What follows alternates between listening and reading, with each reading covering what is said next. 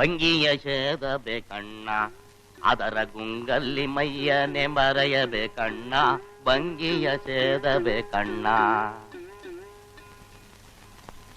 ಅಂಗವೆಂಬುದೇ ಒಂದು ಚಿಲುಮೆಯ ಕೊಳವೆ, ಇಂಗದ ಆಸೆ ತುಂಬಿದೆ ಒಳಗೆ, ಭಂಗಿಯ ಸೇದಬೇಕಣ್ಣ.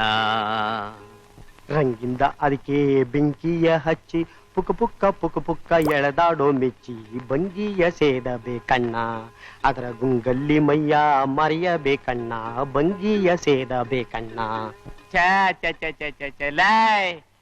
ಕವಿ ಕಟ್ಟಿದ್ರು ಕಪಿ ಮೆಚ್ಚೊಂಗಿರ್ಬೇಕು ಕಣ್ರು.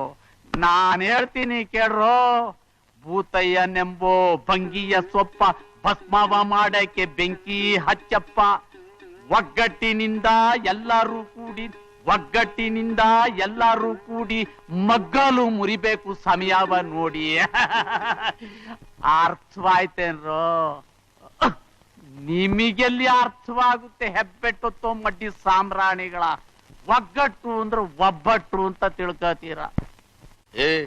ಕುಂಟೆತ್ತೆ ಕೊಳಚೆ ನೀರೇ ಪಾವನ ಅಂದಂಗೆ ಹಗಲು ರಾತ್ರಿ ಭೂತನ ಮನೆಯಾಗಿ ಬಿದ್ದಿರ್ತೀಯ, ಇಲ್ಲಿ ಬಂದ್ ಪೌರುಷ ಕೊಚ್ಕೋತ್ಯ. ನಾಟ್ಯ ಆಯ್ಕಲ್ಲ ನಿನ್ ಜೀವಕ್ಕೆ. ಜತೆಲ್ ಹುಟ್ಟಿದವ್ರನ್ನೆಲ್ಲ ಕೌರವ ಕೊಂದ್ರು ಅವನ್ ಕಡೆನೆ ಸೇರ್ಕೊಂಡಿದ್ದ ಶಕುನಿ. ಯಾಕೆ? ಅವ್ರ ವಂಶನ ನಿರ್ವಂಶ ಮಾಡಕ್ಕೆ. ಹಂಗೆ ಈ ಶಿಂಗ್ಲಯ್ಯ ಉರುಫ್ ಬುಂಡೆ ಖ್ಯಾತ ಭೂತೈನ ಮನೆ ಸೇರ್ಕೊಂಡಿರೋದು ಅವನ ವಂಶನ ಬುಡು ಸಮೇತ ಕಿತ್ತಾಕಕ್ಕೆ. ಕಿತ್ತಾಕ್ತ್ಯಾ ಅವನ ಮನೆ ಬಚ್ಚತ್ತ ಬೆಳೆದ್ರೆ ಹುಲ್ ಕಿತ್ತಾಕ್ಬೇಕಷ್ಟೇ ಅಲ್ವೋ ಬುಂಡೆ ಖ್ಯಾತ? ಸೀಳ್ ಬಿದ್ದು ಹೊಳೆನೆ ಹೆದರ್ಸಿ ಕಟ್ಟೆ ಹಾಕಿ ಮನೆ ಕಟ್ಕೊಂಡು ಸುತ್ತಮುತ್ತ ಗದ್ದೆ ಮಾಡಿ ಸಾಗುವಳಿ ಮಾಡ್ತಾವನೆ ಆ ಕಾವೇರಮ್ಮನ ಬಾಯಿ ತುತ್ತು ಕಿತ್ಕೊಂಡು. ಅವಳೇ ಏನು ಮಾಡಕ್ ಆಗ್ಲಿಲ್ಲ, ನಿನ್ನಂತ ಅವನ ಕಲೆ ಏನ್ ಮಾಡಕ್ ಆದೀತು? ಸುಮ್ಕೆ ದಮ್ಮೆಳಿ. ಈ ಶಿಂಗ್ಲಯ್ಯ ಉರುಫ್ ಬುಂಡೆ ಖ್ಯಾತ ಏನು ಅಂತ ಅನ್ನೋದನ್ನ ಕಾಲಕ್ರಮೇಣ ನೀವೇ ತಿಳ್ಕತೀರ.